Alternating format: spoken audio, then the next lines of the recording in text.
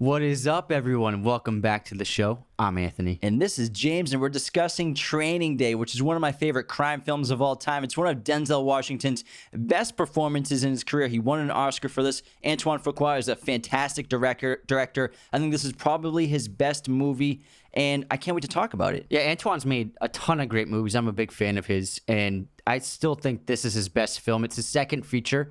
He was, for a long time, about a decade, he directed music videos, especially in the hip-hop genre for a long time. So he was a big-time director, music video-wise, but then this was his second feature film after a film he made called Bait, which is a very small-budget crime drama. And after Denzel saw that, I think he approved of Antoine because Denzel was on this project before Fuqua, and then he requested Antoine Fuqua get the role because he felt that I think his voice seemed like it was perfectly suited for this world. Yeah, and since then, Fuqua and Denzel have worked together a ton. They've done the new Equalizer movies. Fuqua did the Magnificent Seven, and also David Ayer is a great writer, and he's also a director as well too. And he's written and made a bunch of great movies. And I think both of their voices, Fuqua and Ayer, perfectly tell this story of this corrupt police detective in LA and this underworld of crime that we don't really get a realistic view of, but I think this movie kind of shows us the realism of it, but also exaggerates the hell out of it with what he does in the film. Yeah, I mean, it's a movie. It's got to be a little glorified and a little fictionalized and a little sensational,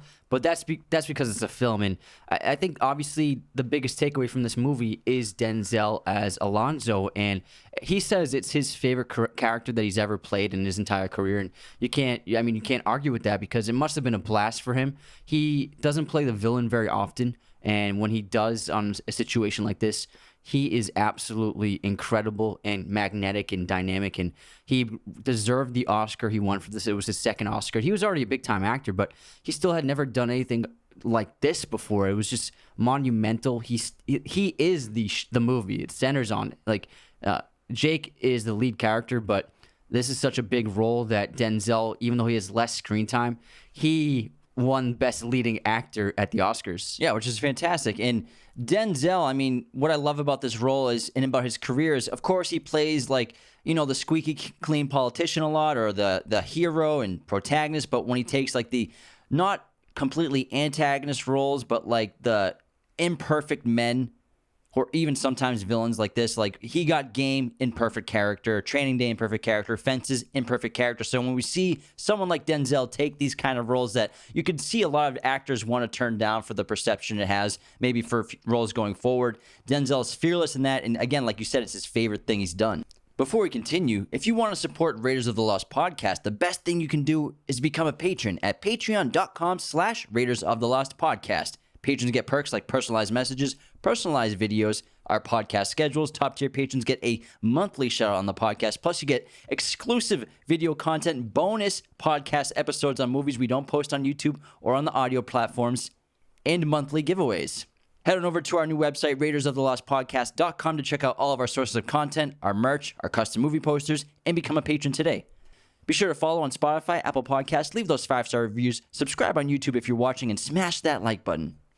Yeah, and on top of just this being a really well-written screenplay by Ayer, Denzel, apparently by what Fuqua said in interviews, Denzel improvised 90% of what you hear Alonzo say. So that's just incredibly impressive that this is such an iconic character. And yes, Ayer wrote it, and it was inspired by a real police officer in LA, but Denzel made it so much his own. One of the most iconic lines in cinema, "King Kong ain't got shit on me," that was improvised. And just watching him in this film, you can tell how much improvisation Fuqua allowed him to do, because when Denzel's acting in your movie in a scene, you just be like, yeah, just do whatever you want, man. Just you're Denzel Washington. Well, I guess Fuqua said that in a behind-the-scenes clip I watched that Denzel and Ethan Hawke would just constantly be in character. Even cameras stopped rolling, they'd try to get the cameras going again just to catch what they were talking about, just to see if it could work for the film. And they were usually too late because they just wouldn't get out of character, because, again, it's a lot of improvisation, a lot of these guys getting into character, but it's still a great script. And I mean, David Ayer's written a bunch of great movies. I mean, the original Fast and Furious, Training Day, SWAT is cool, Harsh Times, End of Watch, Fury, Suicide Squad. Well, that's not a great movie.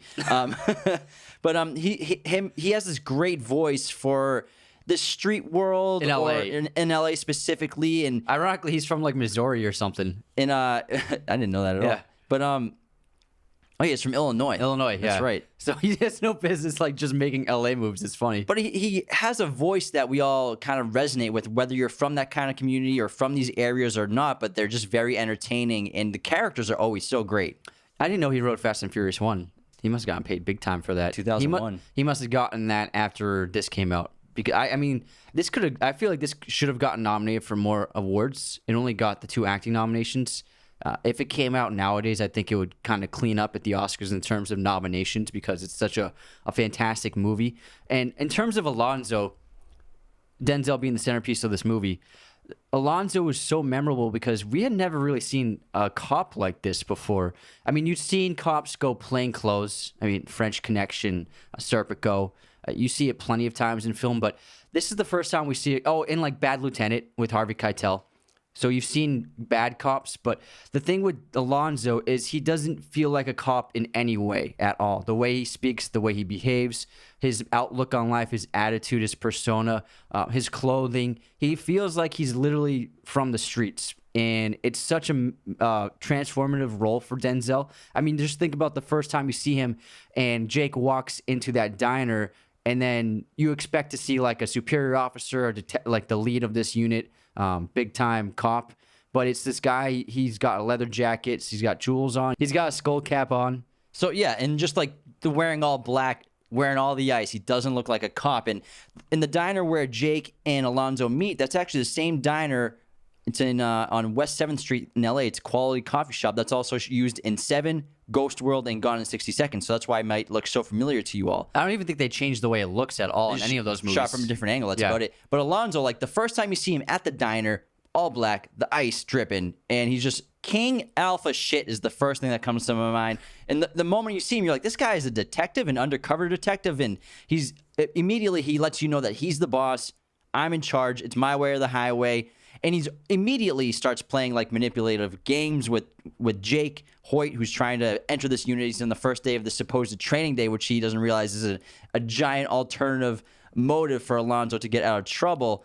And I think immediately we get a great glimpse of his character, not just the way he talks to Hoyt, but also when they leave the diner and like he just walks across the street without looking, and there's probably a green light for the cars to go by. So immediately we learn that he thinks he's above the law. He kind of has this sort of superiority, power complex, maybe even a god complex on some level. And the thing with Alonzo is he shows in this first meeting he's very smart, very intelligent person, but he's complex because you mix that intelligence with like vulgarity and like you said, the alpha dog persona, like just extreme masculinity, and oftentimes in the toxic range for masculinity. And just like he says that joke about the female officer, he makes 2 jokes about her. And it's a very funny scene, but also he's a complete hard ass. Like when Jake sits down and he tries talking to him, Alonzo's like, can you shut up and let me read my paper? Just stop talking. And then, but he turns it into a funny thing where he says, the newspaper's all bullshit. I use it for entertainment. And since you can't let me entertain myself, you have to entertain me, so tell me a story. And he's always putting Jake on his toes because Jake is squeaky clean, Boy Scout, first day on this job. And in a lot of ways, he doesn't seem like he belongs in this kind of world. But then he proves himself multiple times that he actually does belong and can eventually thrive. But at first, Jake is, you could say, a complete opposite to Alonzo for the entire film. Yeah, and we'll get into why Jake eventually is the one who kind of survives and wins between these two opposite forces. And Jake, played by Ethan Hawke, one of my favorite roles by him, and you really empathize with him immediately because Fuqua opens the film up with Jake waking up with his wife and his newborn child. So we immediately have emotions for Jake. And we learn that everything he's doing is for his family. You know, he talks about how you should see the detectives and the higher up police officers. You should see their houses. He clearly just wants to provide for his family and give them the best life possible. And his character goes through the most intense transformation you'll ever see in a movie because what I think the greatest strength of this film is, besides the acting in the script, is it takes place over a 24-hour period. So a year shows us with basically, it opens with that very early morning of Jake getting ready, and it ends with the very early morning of the audio report of what happened to Alonzo Harris. And so Jake's character goes through this immense transformation. He goes from being naive and ambitious to being basically kind of a hardened veteran, a detective in a way. What I love about the news report that Jake hears in the morning is the news journalist reports it in the exact same vernacular as Alonzo sarcastically recites to Jake when he's trying to get him to shoot Roger. Yeah. And the ironic thing about the ending, if we just talk about it right now since we're on it, is the ending shows one of the main themes of the film is corruption. So even though all this happens and you think Jake saves the day and you think that Alonzo's going to get taken down, it still ends with the voice report on the news report saying that Alonzo Harris was killed in the line of duty while serving a high arrest warrant. And the thing with this movie is, yes, it is extreme, and the story is obviously unbelievable at times, but the thing is, it's not like this is a normal day for Alonzo either. This is like the make or break moment of his entire life. His life is on the line, so he's going to carry out a series of crazy situations and acts in order to save his own life, and Jake's kind of along for the ride. But even so, I think that if it was just a normal day for Alonzo and Jake would still be surprised by how Alonzo operates. But because this is such extreme circumstances for Alonzo in particular, this is why Jake is along for the ride to see these extreme situations like Alonzo stealing money from other people or killing Roger just to rob him, all these like forcing him to smoke PCP. And so Alonzo is on this crazy saga for himself to save his own life.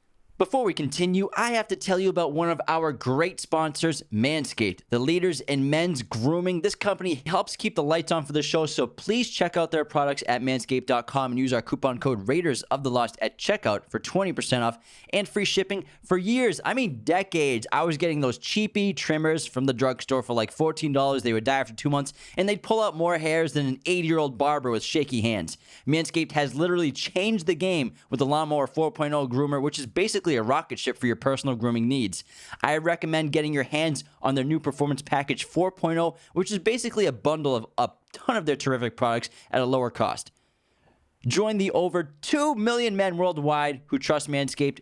Use our coupon code Raiders of the Lost at checkout for 20% off and free shipping today. These are amazing gifts for the men in your life. And guys, just get this for yourself. Yeah, but for Jake, like you said, if this was a normal day, if he wasn't in the Russians for $1 million by the end of the day, by midnight, would Jake probably see some of the stuff? Yeah, but not to the extremes. I mean, Alonzo's methods, before we see like the egregious corruptions, we get a glimpse of the things that Alonzo does that it seems like he's been doing some of these things on a daily basis for years. Like that easily crossed the line. Yeah, like minor infractions, minor corruptions, but there are pros and cons to them all. So like putting that pen down the disabled drug dealer's throat to get the crack rocks out leads to information for a higher end drug dealer. So at the time, you're like, that's unethical, but also they got information for a bigger part of the puzzle. And even I think a big one is when he pulls over those college students and the way Alonzo handles them. Like he grabs the guy's earrings and they make has a gun on them the whole time. And the way he speaks to them, you can see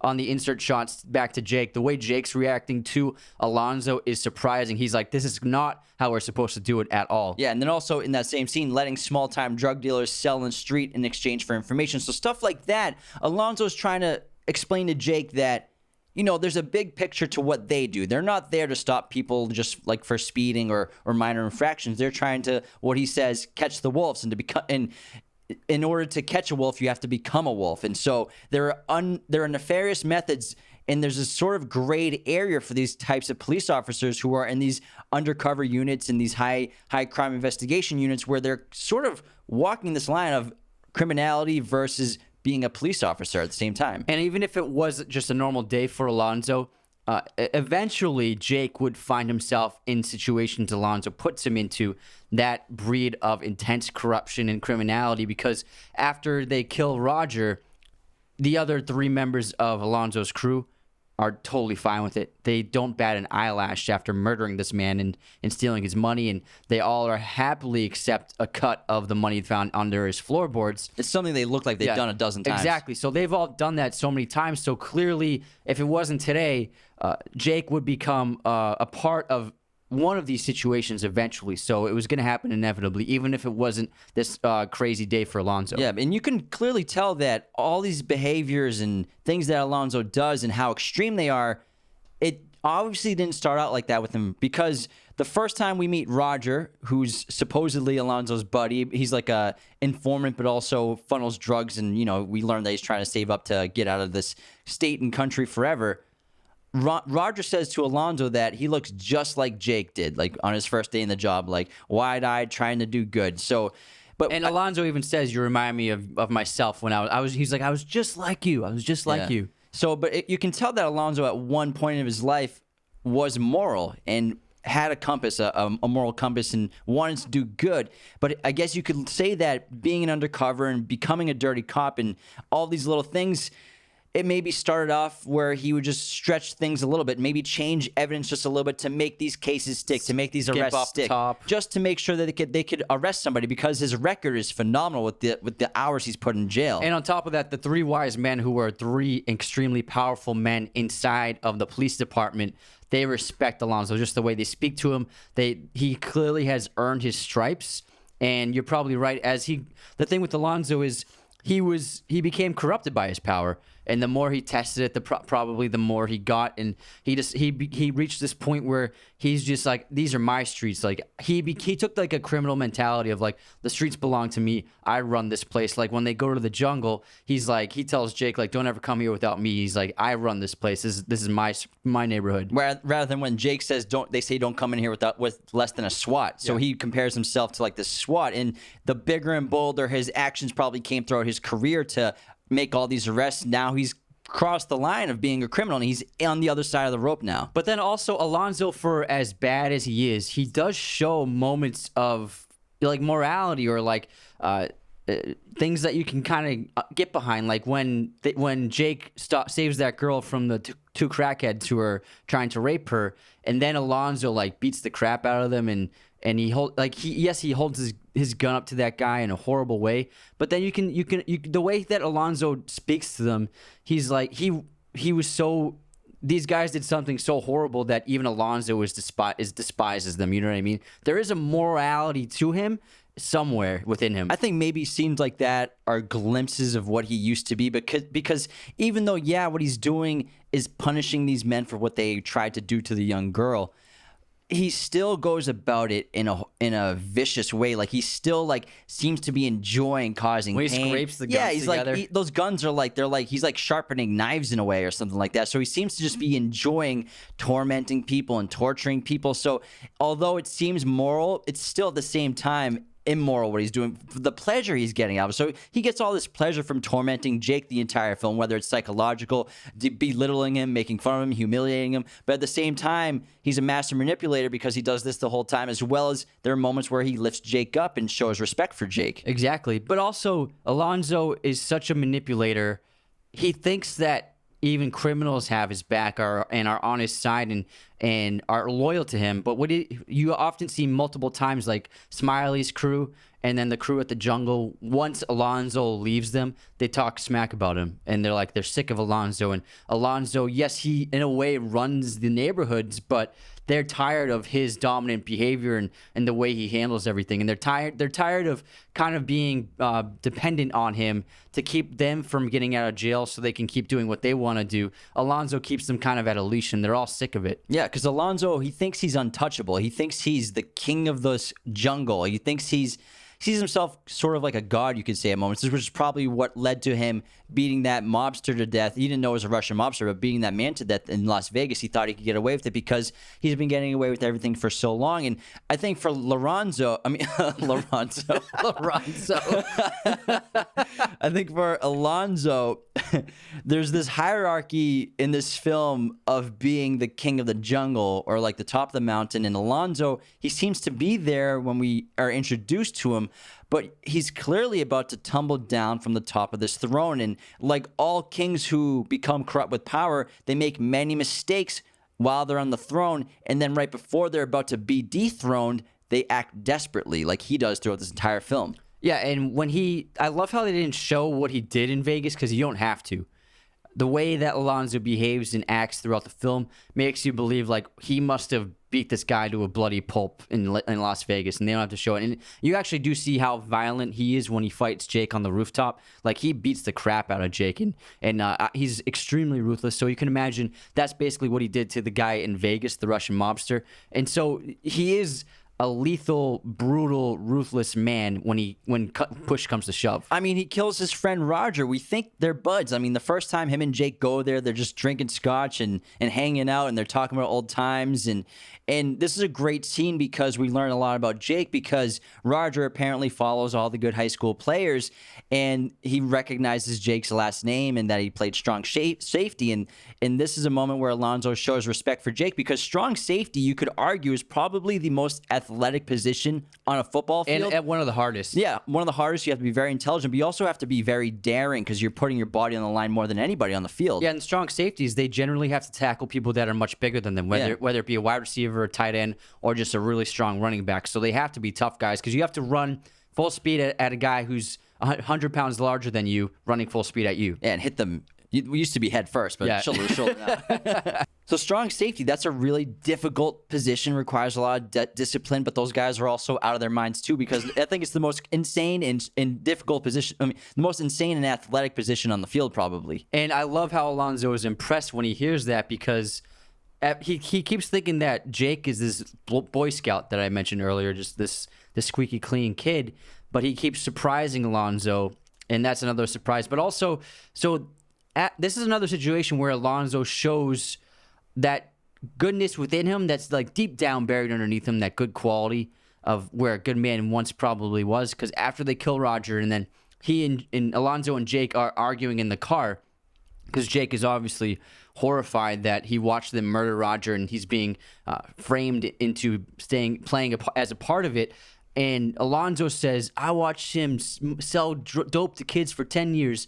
And so and Alonzo seems like he's kind of, in a way, defending what he did to Roger. It's not just about money, but he's glad that he was able to get Roger off the streets, because he's a villain in society. And so you can understand that, like, Alonzo has spent 10 years befriending this guy for this one moment where he can finally take him out, thanks to the judge signing the, what do you call it? The warrant to invade the home and actually lawfully go in.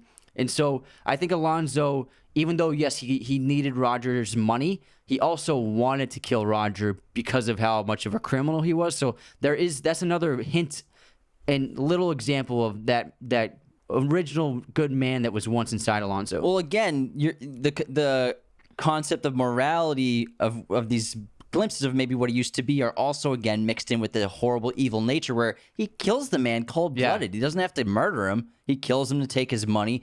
And also, after he kills him, he shoots him in the lungs with the shotgun shells. So he's just got holes in his lungs. And he's smiling. He's smiling and, like, watching him die. And he's telling Roger to breathe. Dog. Just breathe, dog. Just breathe. And he's, like, enjoying watching him die, and he wants him to die sooner. So even though taking down Roger, if they had arrested him, would have been fine. Maybe if he wasn't in a million, it would have just been an arrest. But it's something that he clearly had been saving for at least a decade to do. But he didn't. The way he kills him kind of takes away the glimpse of morality he might have. Yeah.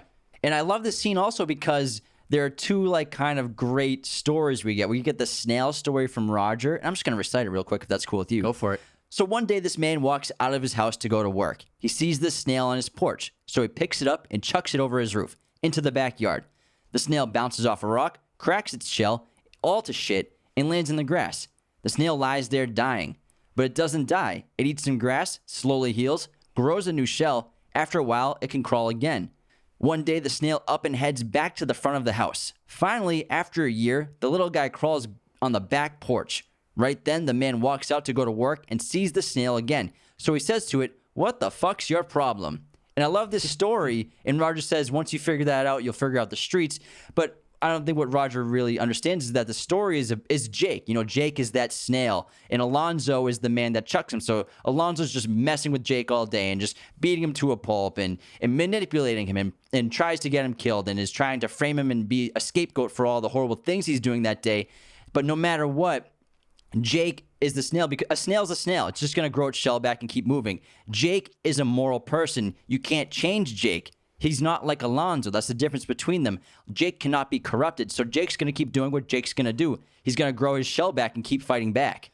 I think that story is more about just the streets in general, where the man is the streets. The man in the story just represents, the streets. And the snail represents, an innocent person in the streets, and how the streets chew you up and spit you out.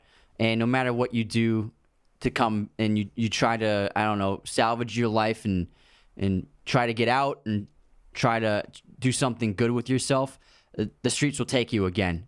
And I just think that the story means and since he shows up at the house again, and the man's just like, "What the fuck's your problem?" It means I'm gonna kick you down, and if you come back, I'm gonna kick you down again. So there's no way you can get out of this. So I think that's what the story represents. Yeah, it's an interesting take. And also Thanks. Smiles and Cries, which I like, which is when Jake is high on PCP and he's like, "Oh, it's just all about smiles and cries," and you just gotta control your smiles and cries. And I like it because I think it means you have to control your weakness. You can't show weakness when you're working in the streets and you're undercover, or even if you're not even a cop, if you just live in the streets and that's your culture or where you grew up or whatever. But you can't show weakness of any kind. So showing joy and smiling, that's a sign of vulnerability for sure. It's a sign of benevolence. And then crying is obviously a sign of weakness. So these things in the streets will probably get you killed. And I think that's what Jake's trying to explain. I think the smiles and cries also means not to show emotions. Yeah, basically that's what I'm saying. Basically. Yeah, exactly. So being emotionless will keep you alive on the streets. Smiles and cries. Well, let's smile and cry our way into our intermission and play some fun movie games. Great transition. Yeah, I like that. And then this is brought to you by our friends at Manscaped. Use our coupon code Raiders of the Lost at checkout for 20% off. And our intermission will, if you are new to the show, is just going to be some fun competitions with movie stuff, some pop quizzes. We'll talk about some cool things. Let's start off with our movie quote competition. I have two from fans that wrote into us. So, all right, let's hear it. Here's one from Tom Feakin. Let's go, Tom. Junior, you're going to break your old man's heart. Who's Junior in the movie? Junior. I don't know. I can't think of it. I don't know. What is it? Let me Google it. Avengers Age of Ultron. James Spader is Ultron. Oh, gotcha. yeah, Says it. Or Tony Stark says it? Yeah, Tony Stark says it to Ultron. Because he's a little kid. Yeah. He's like, he created him. All right. I got another one from Colin. Don't point your gun at him. He's an unpaid intern. Oh, I know. It's what's it called? Steve Zissou. Yeah. Good guess. Yeah. Nice job. Life Aquatic. That's a funny movie. It's a great movie. It's so underrated. Such an underrated movie. That's his biggest budget movie. What, like 40 million? 40 million. $10? No, 40 million. He lost it all. No one saw that movie. Yeah. All right, here's my movie quote. You needn't take it any further, sir. You've proved to me that all this ultra violence and killing is wrong, and terribly wrong. I've learned me lesson, sir. I've seen now what I've never seen before. I'm cured. Please, praise God. Gave her the old in out. Clockwork Orange. Yeah, it's Alex. Good one. All right, guess this movie release year. Old Boy, the original that Chan-wook Park made. 2004. 2003. That is an amazing movie, everybody. If you haven't seen Old Boy, go check it out. Oh, man. I did an Ethan Hawke one. Can't wait to hear it. Gattaca. I love this movie. Oh, man. Let's see if you love it enough. 2002. 1997. Oh my god, that was in my head too. 1997 was just like, say 1997. I say 1997. I'm like, there's no way it could have been 1997. Yeah, Holy it was crap. before Kill Bill. Wow, that's an old movie, man. Yeah, it's an old movie. Because I'm like, Jude and Ethan and Umar are all so young They're in it. super young. Yeah. Yeah. Man, I swear in my head I was screaming Yeah, 1997. Uma wasn't even 30. I don't think any of them were. He did Gattaca like right after Before Sunrise. Yeah, I really love that movie. Yeah, it's a great film. All right, movie pop quiz time. What is the name of Edward Norton's character in Fight Club? The narrator. Yeah, he doesn't have a name. Yeah, no name. You gotta give everyone a second to answer. Sorry, I did the first time. Oh my god. I'm getting used to it. Hold on. Next time you say the question, you gotta put your hand up. I would have to do this every time we film. No, I'll do a pause. Every I'll do a episode. pause on the edit. You want me to get a stop sign? I will. Yeah. Stop sign would be great. I'll flip a stop sign to you. Shut the F up. Shut up. Okay, here's my pop quiz question. I did a Denzel one. Cool. What 3 movies has Denzel directed? Fences.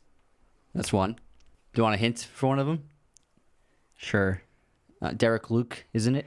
Oh my God! It's the it's about with the lawyer, or the athlete. Or no, it's the soldier who's being investigated. Or no, the He's soldier just got dealing with past trauma. Oh yeah, so the soldier. Oh my God, what's that called? I can't remember what it's called. Antoine Fisher. Yeah, Antoine Fisher. Yeah. Tell me the other one. The Great Debaters. Yeah. All right. Cool. Thanks. 1 for 3. Anyways, It's okay, man. Allora.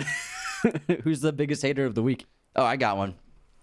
So Anthony made a great clip, as he always does, for Thanks, our man. TikTok, and he did one about the chest burster scene in Alien, the original one, which the clip that he made talks about how Ridley Scott in the visual effects department, it was obviously in the script that an alien was gonna like burst out of the chest of John Hurt or something was gonna happen, but the actors they were left completely in the dark of what it was gonna look like, how they were gonna film it, and what was gonna happen on set that day. And so when the alien bursts out of John Hurt's chest in that film, It was all practical. yeah, it was practical, and they did it on set. And, the blood squirts out and the alien comes out. None of the actors knew what it would look like, so their reaction's pretty genuine because they're like, holy crap, is John Hurt okay? There's an alien like coming out of his chest. And I know there's a Sigourney Weaver interview where she said she was actually concerned because she thought some of it was real or something was I going on. think she thought that like the effect might have been hurting him. Yeah, something like that, or something had gone wrong, like something mechanical. And so it's a real clip. It's a good clip.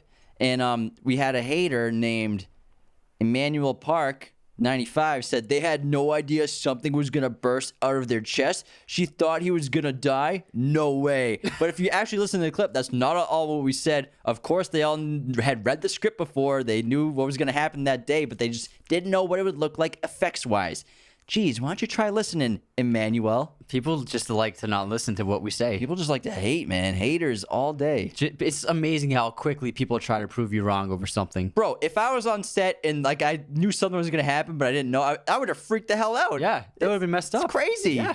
It looks so real. Anyways, let's move. Who's our biggest supporter of the week? Biggest fan of the week goes to Michael Karanja. He's been a patron since September 2020, top tier Michael. patron. So Michael is the best. We love you so much, Michael. Thank you so much for being such a big supporter of the show, and we hope you keep enjoying it. You're the man. Let's do On This Day in Film History. And today's June 14th, and the mother of the hosts of Raiders of the Lost podcast was born. Happy birthday, Mom. She's a huge fan of Denzel Washington. She thinks he's super handsome, so this is a great episode for her to be on. Happy birthday, Mom. All right, in streaming recommendation, I put down The Descent, which is on Amazon Prime, and this is a great horror movie. If you're terrified of caves and claustrophobia, don't watch it because it's going to make you feel like you're in a box. We saw this when we were kids. It was horrifying, and the creature design is so awesome, and it seems like it could happen. You know what I mean? If you go deep enough into the earth, are there like humanoid creatures that have been there for thousands of years, and Like Gollum, it's Gollum. yeah, it's like humans who have evolved to live in complete darkness in caves. It's disturbing. Yeah, it's terrifying. I've seen it like 5 times. It's just like one of those horror movies that like you just like. It's like hot sauce. It's like feels good, but also it burns at the same time. Did you say it feels good? Yeah, you get the endorphin rush.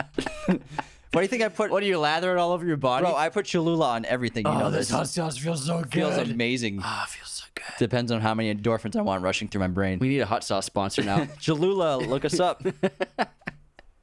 You would be so excited. I would love that, man. Before we continue, I have to tell you about movieposters.com, the #1 place to get your posters online today. They have any kind of movie, framing, backlighting, whatever you want, they can handle it. They've also teamed up with our podcast to offer a very special promo. Use our promo code Raiders15, again, Raiders15 at movieposters.com to get 15% off your order today.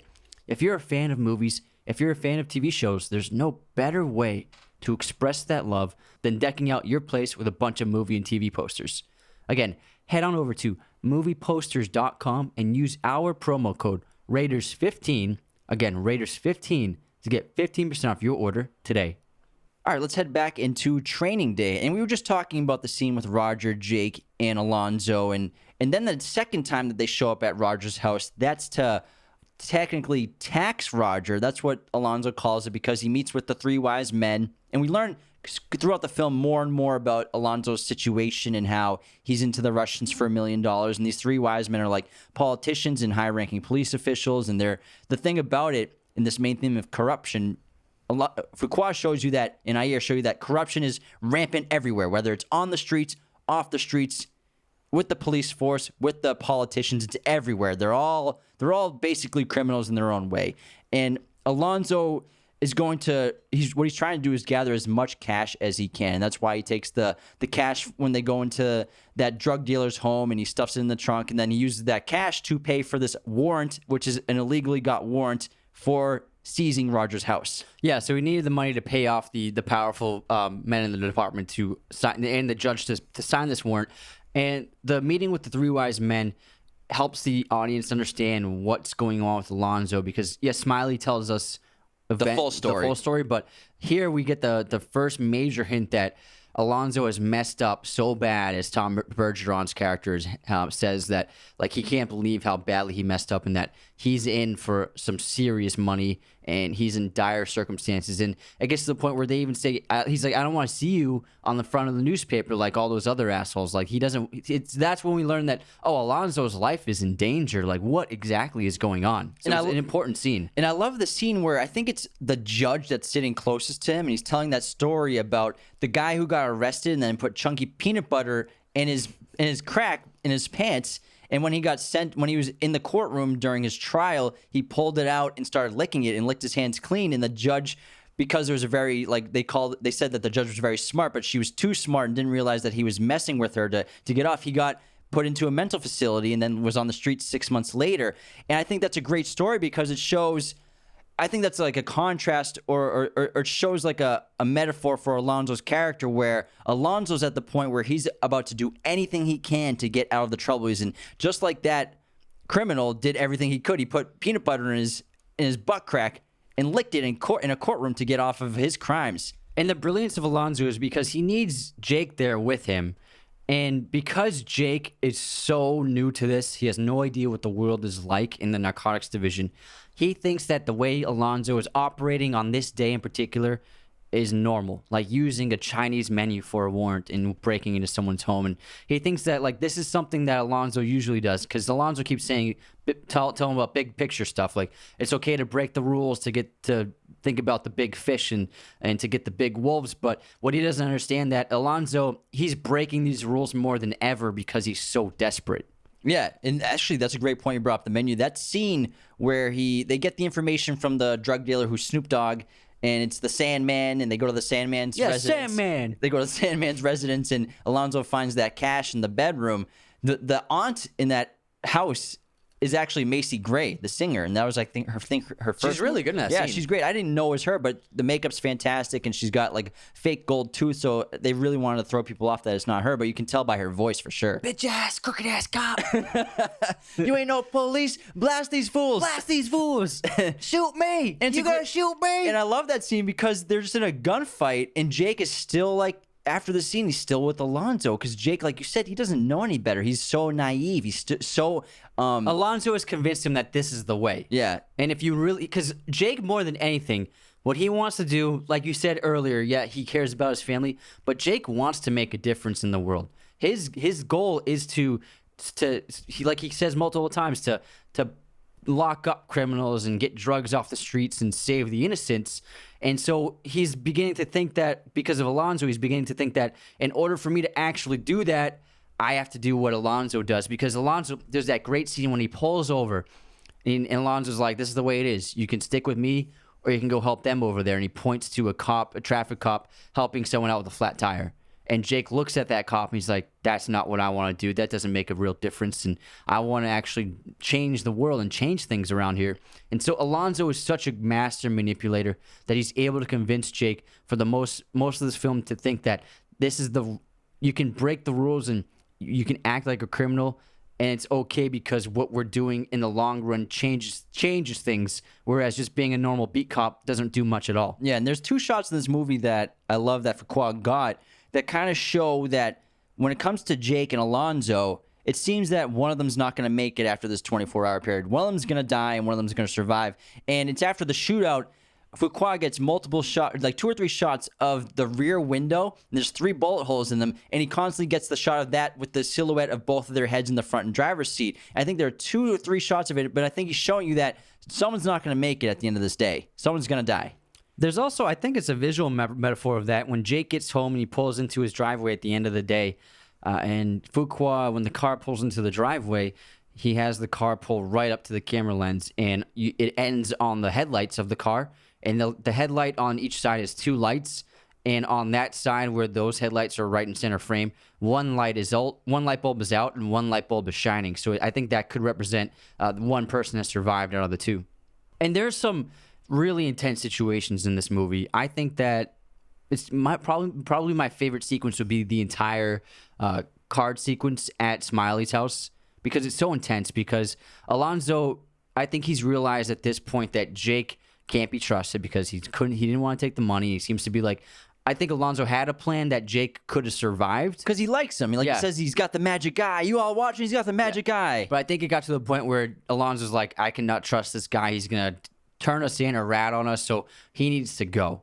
And so I think he set up this meeting with Smiley to drop him at Smiley's house to kill him. And it's such an intense sequence. Fuqua establishes the scene so well because it seems like Alonzo says, like, it's just like a normal drop off. I'm just giving these guys some, a blender and stuff. Toaster. But there's really money inside.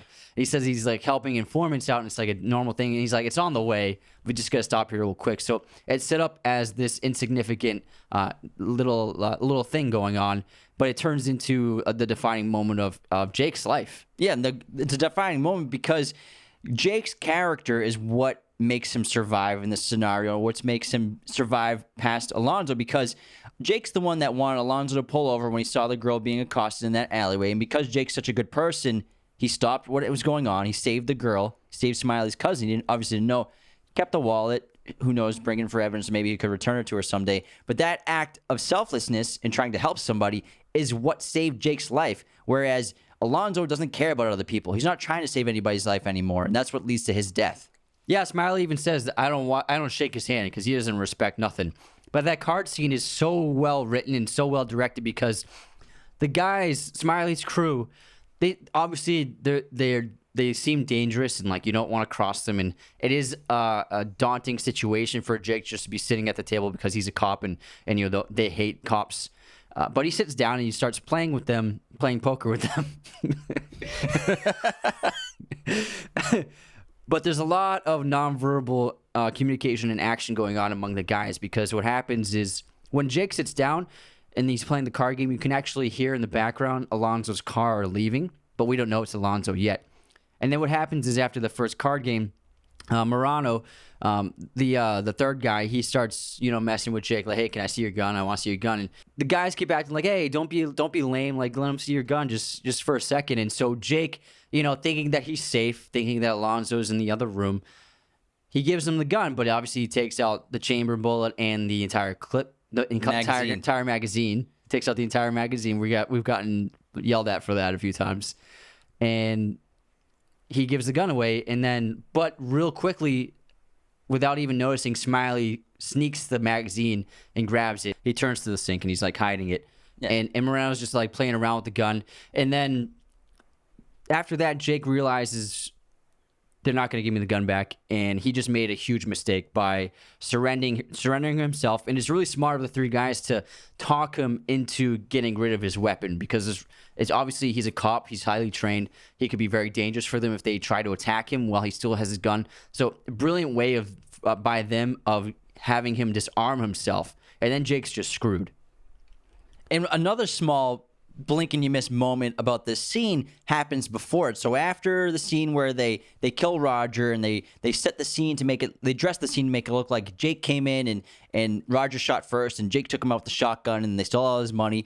When the choppers and everything's coming in and Jake is like outside getting some air to try to process everything that's going on, which he will never accept what's going on, we see Alonzo in his car on his cell phone and he's talking like amicably to somebody, and he's like laughing, and I think we all assume it's like his wife or because he says he's got a queen, so I think we think it's his wife, and he says something like, just have the bathtub ready. And you think like, oh, maybe he's just going home to his wife in the bathtub. But we don't realize he's talking to Smiley. He's like, get the bathtub ready because you're going to kill this guy. And that's obviously what leads to this scene. That's such an intense and horrifying moment when they start dragging Jake across the floor, and Fuqua does the great overhead shot, the bird's eye view of it, like the Tarantino, Scorsese, God's eye looking down on the scene.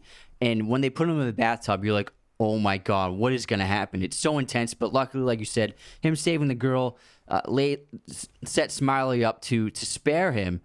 And like you said earlier, Alonzo doesn't understand. Alonzo's lost his humanity, but Jake still holds on to his humanity, and it's his humanity that saved him in the end.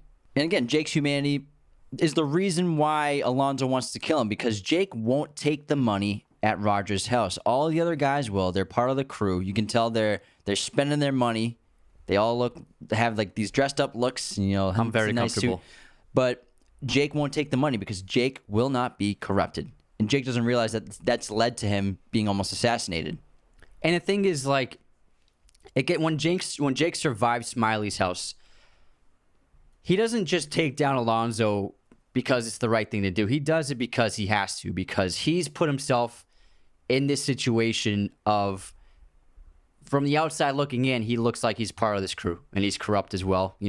He's got drugs in his system. He's part of the crew that murdered Roger. So he's salvaging his own life by taking out Alonzo, and that's why he needs the money. He's not just doing it just to stop Alonzo because he needs justice for him, but to save his own life, he needs that money as well. So it becomes this battle for two men battling over this bag of money. Yeah, and there's a couple great scenes with Alonzo and his like secret family and his mistress, played by Eva Mendes. And Alonzo has a son, which it's kind of surprising when you find out. And the interesting thing about it is Alonzo speaks Spanish. He seems like he speaks multiple languages, because I think he's either speaking Korean or Chinese. It looks like Mandarin. Yeah, something, one of those. And then Alonzo is fluent in Spanish, it looks like. And when he talks to his son, he doesn't say estás, he says está, which is an informal form of you. I don't know if they did that on purpose or by accident. No, I think I'll add on to this. But I think that he says está because he doesn't really recognize this child fully as his son. He doesn't even kiss him. He kisses his hand and slaps the kiss on his son's head. He doesn't have any kind of relationship to him. And you can see later on that his son has no loyalties to Alonzo when he seems to be more receptive to Jake. I think that I absolutely think that he knows he's his son. It's not. Oh no, he knows his son. Yeah. But it's just that Alonzo is emotionless. And I think it's like comes down to like the smiles and cries idea that in order to do what he does, in order to be the top dog in this alpha-filled world, he needs to be as hard as he can, and he needs to show as little emotion as possible. And so he hasn't established any kind of loving or nurturing relationship with this little boy, and because of that, like you said, the boy doesn't have any loyalty to him, which is why he hesitates and doesn't go to Alonzo when Alonzo is calling him down the hallway, because Alonzo technically hasn't really at all been a father to him. Yeah, I think that's why he says está instead of estás. It's gotta be. I could be wrong. Because he shows up and Eva Mendes' character is like surprised to see him. Like it seems like he only shows up there every once in a while. He probably pays for the apartment and stuff, but like otherwise he's probably in and out maybe a couple times a month. And so he doesn't even have a established relationship with the boy. And even when he's there, we never see him actually spending time with the boy except for that 30-second conversation. When he's leaving. Yeah, exactly. With his gun in his hand. Yeah. He's got his gun on his lap while he's talking to the boy. So I'm sure that boy, more than anything, is intimidated by his father by far. And so Alonzo's plan went from trying to use Jake as a pawn to help with his corruption by making him smoke the PCP, gaining power over him to make him do whatever he wants and manipulate him, to trying to have Jake killed because Jake couldn't be trusted when he wouldn't take the money, to then Jake comes after Alonzo after Smiley and his crew let him go to stop him, because Alonzo thinks he's won. When we see him in the bedroom with his girlfriend, he thinks everything's going to be okay. He's got the $1 million cash. He just has to make it to midnight. But then Jake kind of throws a wrench in that all. And he tries to play it off like, oh, you passed the test. You're in the unit. Congratulations. This is all part of the plan and everything like that. And then we have the beatdown. But Jake, we realize Jake's not an idiot anymore. Yeah, Jake's wised up to all of his mistakes that he's made throughout this film. Mm-hmm. And then one of the most powerful moments in the film is after, Alonzo beats the crap out of Jake on those balconies in that rooftop. Jake just jumps on his car and then beats the crap out of Alonzo. And then the neighborhood in the hood, the jungle that Alonzo thought he had power over and was the king of, all turn on him. And the leader says, you got to put your own work in around here. It's like that? It's like that. Yeah, it's like that. And Alonzo, he doesn't have the cash. And I think his... But you know what I love about that scene, though? The neighborhood scenes is that Terry Crews is in the background. Jacked. And he's like, before anyone knew who Terry Crews was, and he's obviously there because he's like gigantic. Yeah. And he looks like tough as hell. But it's just so funny knowing how goofy he is and He's how the funny, nicest guy. how sweet and funny of a guy he is, that he's playing like this hardened criminal in the background of all these shots. Is pretty funny. But I love this scene because Alonzo doesn't have the money. He's a dead man. He kind of knows this. But even though he's about to die and he knows he's probably going to be killed, he still acts like he's bigger than everybody else. He calls himself, he says he's bigger than King Kong. So even though he's about to die, he acts like he's still king. He says he can't. He's in so many words. He's like, no one can. You can't stop me. You can't kill me. So yeah, he's blind and he's delusional with power. Yeah, and I think his biggest mistake was not taking a cab to the airport. Probably. It's pretty easy to identify his Monte Carlo has been shot up and crashed. And his biggest mistake is underestimating Jake Hoyt. Oh yeah, big time. And then Alonzo, it's so funny because we just watched The Godfather after Training Day, and Alonzo pretty much gets shot up the same way that Santino does in The Godfather, just like 100 bullets. I would guess that's a reference to The Godfather. I think it has to be. Could be. I mean, the way they do it. Yeah. Comes out of the car and gets shot again twice. So I think it's definitely like Fuqua paying his respect to The Godfather. It's a great homage. He did a great job with that scene. Yeah, that's intense. Like Denzel's such a great actor. Like the way he gets out of that car, his body's contorting and like he's such a phenomenal actor. Just the physicality of that moment is incredible. Yeah, a lot of people we get in their comment sections is like, oh, Denzel, he just plays he's the same actor every role. He always is the same person. This movie, you can't deny, he's a different human being walking around. Everything about Alonzo is just so authentic and unique and unrecognizable, even though it's clearly Denzel's face. That's something they've probably only seen like 4 or 5 Denzel movies. They've probably seen like Inside Man and Man on Fire. Man on Fire and like those action heavy movies. Watch Crimson Tide, I still think Glory. Crimson Tide is like his best movie. His performance. He's great in Crimson Tide. Oh man. But he's got so many great one-liners like, I walk on higher paths, son, and the shit's chess, it ain't checkers, and I've been planning this all week. And so we learned Alonzo's got this crazy master plan. He's been keeping it from Jake the whole time. And does she have a liquor license? There's so many lines, and it's insane. And I love the character, even though how evil he is. And he just becomes more and more evil throughout the film. Yeah, and I think it's the defining performance of Denzel's career in a career full of incredible performances. I think that when people think of Denzel, they think of Training Day as his best work, and you can't argue with that. He's astounding in this movie. Fuqua was a perfect director for this. He shoots anamorphic, and it looks great. It feels so gritty, but also has great style to it, which his films have always had. I think he's always had great cinematography, and Ethan Hawke is a great co-lead. He was fantastic in this movie, and I think that he plays the more stoic person, so you don't really see, he doesn't have like scenery chewing dialogue really, but he does a fantastic job opposite Denzel. Yeah, he just does a lot of reacting to what Alonzo does, and I love the ending of this movie. 2 reasons why. Again, I stated earlier how the news, the radio announcement really just states that Alonzo died serving out a high arrest warrant. So even though he got shot up with 1,000 bullets in the middle of the street, the system is still so corrupt that they covered that up. And nothing Jake probably can do will change that. And I also love how Jake survives. And I can kind of see him as becoming like this new Alonzo type figure because he's got the respect of multiple gangs in the area now. He's got the respect of that jungle, of the men and women there. He's also got the respect of Smiley and the crew there for saving their cousin. So maybe Jake, after this ending, goes into being like the head king of the underworld for the special investigation for the narcotics unit. I wouldn't be against seeing a sequel. That'd be pretty cool. I don't think. I mean, he wouldn't be as much of a villain as Alonzo, but I think that Jake, more than anything he learned, even though Alonzo was such a corrupt cop, he realized with his experience with him that if Jake really wants to make a difference, he has to step over some rules and boundaries in order to do so. Yeah, and just the shots of him walking into the diner like it's the first day of summer camp, super naive, what's going to happen today, to the shot of him walking away from Alonzo when the gang members take over and encircle him, then walk away, completely different human being. Yeah, it's a great transformation. Do you want to do some superlatives? Let's do it. All right, who is your MVP of the movie? Denzel mother effing Washington. Let's go. Yeah. Come on. Yeah, 100%. He's also a best actor. There's no point in bringing that up. Best actor. What's the best scene? Bathtub scene. Yeah, Jake in the bathtub. Oh my God. Even though Denzel's not in it, it's still like the first time you saw that, you're like, he's dead. He's dead. Just the whole scene in general, from the poker game to the bathtub, is incredible. It's a fantastic sequence. It's the strongest moments of the movie. What's the best shot? For me, the two best shots are identical shots. It's the sunrise and the sunset that Fuqua get.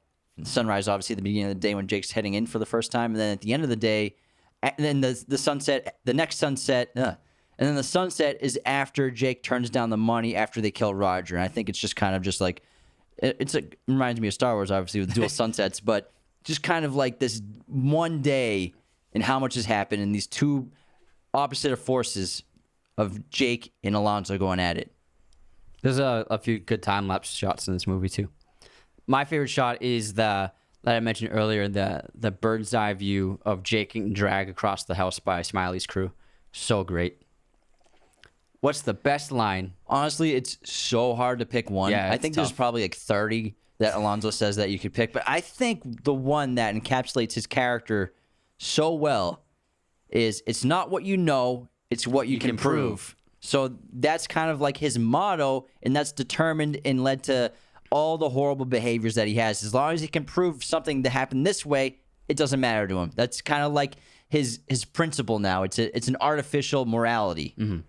I picked, to protect the sheep, you got to catch the wolf, and it takes a wolf to catch a wolf. So I think that informs Alonzo's transformation into a wolf. You want to do some fun facts about Training Day?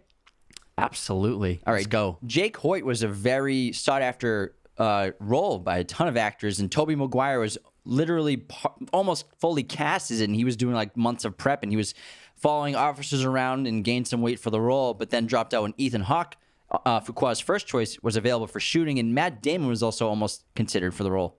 Oh, man. I think it was originally cast as, it was going to be Matt Damon and Samuel L. Jackson were the original castings. Yeah, with a different director, yeah. To give his character a much more authentic look, Denzel Washington decided to have the exact same look as the LAPD officer Rafael Perez, who inspired the role of Alonzo Harris in the entire movie. Other people considered for the role of Jake were Eminem, who turned it down, Ryan Phillippe, Freddie Prinze Jr., which would have been terrible, Scott Speedman, and Paul Walker. They all tested for the rookie cop. Huh. I could see Paul Walker. I could have seen it. I think he could have pulled it off. Done a pretty good job. During the card game sequence, when Jake is playing cards with the Latino gangsters, Antoine Fuqua gave secret instructions to the actors playing Smiley's crew, which Ethan Hawke didn't know about, which explains why Ethan Hawke looks very confused during much of the scene, because he didn't know what the other actors were doing. Which kind of is perfect for the role, because that's Jake in the movie, basically. Yeah, and it adds to the tension of the scene, because the characters are also, they're kind of communicating outside of Jake, because he doesn't know that they're intending to kill him. Ethan Hawke realized how corrupt police officers could be in real life. While conducting research for Jake Hoyt, he tagged along with the police officer who confiscated 2 kilos of cocaine, then sold part of that evidence for information on a murder. It shows Hawke how gray the line was for police. Tuco, actually, this is a great fact for Breaking Bad. So Tuco from Breaking Bad in Better Call Saul is actually the character Sniper in Smiley's gang, and he almost got the role of Smiley, but ended up being Sniper. How did I not notice that? Oh man, you're right. Stupid. You friggin' idiot. How dumb are you? 3 of a kind beats 2 pair. Cliff Curtis is great in that role. It's fantastic. He's actually he's Polynesian, New Zealand, but he often plays Middle Easterners, Latinos in many of his movie roles. But he actually comes from his culture and race is from New Zealand. But he can pull off all sorts of different ethnicities.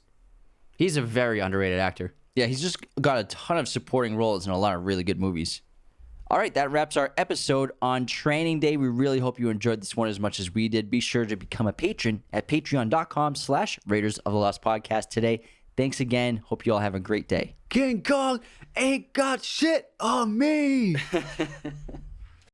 Raiders of the Lost Podcast is a mirror image production. Sound mixing done by Jacob Kossler. Opening music by Chase Jackson. Thank you for watching Raiders of the Lost Podcast. Hit that subscribe button and notification bell. Listen to the audio format of Raiders of the Lost Podcast on Spotify, Apple Podcasts, Google Podcasts, and wherever you listen to podcasts. New episodes every Monday and Thursday. Support us on Patreon at patreon.com/Raiders of the Lost Podcast.